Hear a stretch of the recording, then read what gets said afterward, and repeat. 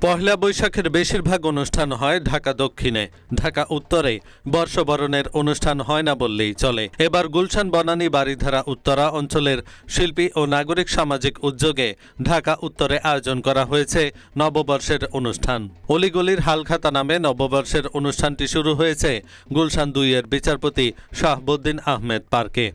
রোববার সকাল থেকে বিচারপতি শাহাবুদ্দিন পার্কে চলছে নববর্ষের নানা অনুষ্ঠান। সরেজমিনে দেখা যায় গুলশান বনানী বারিধারা ও এর আশেপাশের এলাকার বাসিন্দারা নববর্ষের অনুষ্ঠান উপলক্ষে শাহাবুদ্দিন আহমদ পার্কে আসছেন। নানা রঙের নানা ঢঙের পোশাক পরে পরিবার পরিজন নিয়ে লোকজন নববর্ষের অনুষ্ঠানে এসেছেন। জানা গেছে সবাইকে আনন্দদায়ক নববর্ষের অনুষ্ঠান উপহার দেওয়ার জন্য নানা আয়োজন করেছেন আয়োজকরা। সরেজমিনে আরও দেখা যায় নববর্ষের অনুষ্ঠান উপলক্ষে নানাভাবে সাজানো হয়েছে। এছাড়া বায়োস্কোপ সহ বিভিন্ন আয়োজন রয়েছে নববর্ষের অনুষ্ঠানে। বায়োস্কোপে ভিড় দেখা যায় শিশুদের।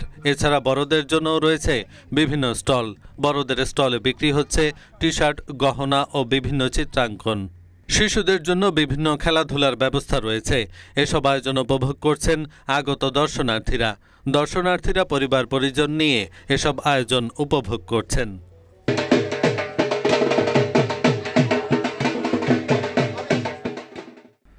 এহসানুল হক, ঢাকা পোস্ট।